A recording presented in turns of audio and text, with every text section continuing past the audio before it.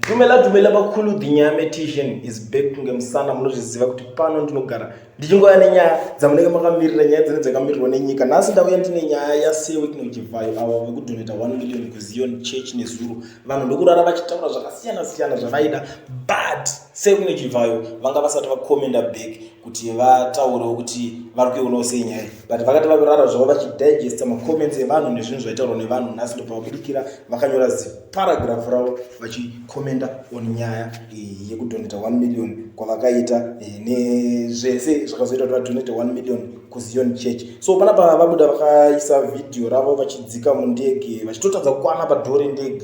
Mukangoona kuti mamillionaire kana kuti maflamboyant vakudzika mundege. So panapa vakanyora vakati, famba Zion, I had the most spiritual, fulfilling and humbling experience yesterday when I attended the ZCC Easter conference led by His Grace Bishop Nehemiah Mutendi at Mbungo Mashingo in the presence of President Mnangagwa, our amazing First Lady Excellency Amai Auxilia, and other senior government officials. The occasion was particularly important as they celebrated the death and resurrection of our Lord Jesus Christ, who is Luke 6 teaches that give it will be given unto you. They will pour into your tape a good measure, pressed down, shaken together, and running over. Even though as a proud member of my church, Joan Masowe, we do not read the Bible. Asi tinoti Mwari mumwe chete sezuva, as much as my compassion and generosity is not driven by belonging to a particular denomination, but by accepting the Lord, the love of God as our common denomination. Chinotanga itsitsi nerudo kozoya kunamata. In consideration of the overwhelming support and fervent prayers that the Zion Christian Church has consistently extended to the ruling part under the visionary leadership of our president, I move to bless the church with a small donation of 1 million USD. Amene kuti vanenge vachiita small donation pakuti pamwe imari inenge yakavawandira vakusvika pakuti 1 million is a small donation. Dzimwe nguva ndosaka vanhu vachizoti mari idzodzo dzinotanga dzinenge dzekuba nekuti iwa ungati 1 million USD is small donation.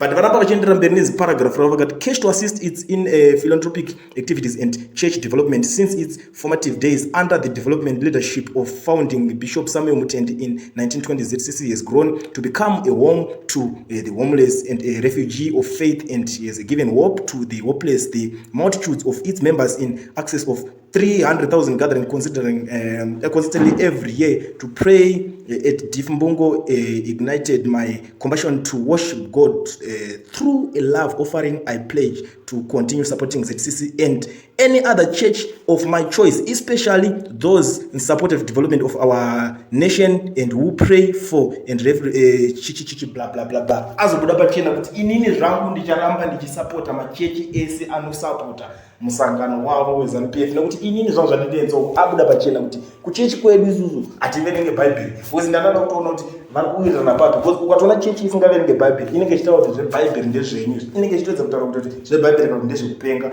Ivo vanenge vachibhilivha munana ginatiwo wavo vachiti ngoni stuff amene zvavanenge vachitaura zvavanobhilivha zvinhu zvakasiyana. Obva watora 1 million USD obva wavapa panenge patone nyaya pakuti 1 meter kuonengwa kuvapa kuti vaita sei. But muri Zimbabwe ndo nyaya yacho iri kuitika. The flamboyant guy munongoziva chakaita kuti adonate mari zvakuda pachena kuti akadonata because kwakaenda president Mnangagwa ari kutry by all means kufollowa kwese kuenda mukuru kuti impress mukuru anenge achizotsvagawo zveneka. At the end of the day azoshayiwa something. Avakomana vangwarisa aiwa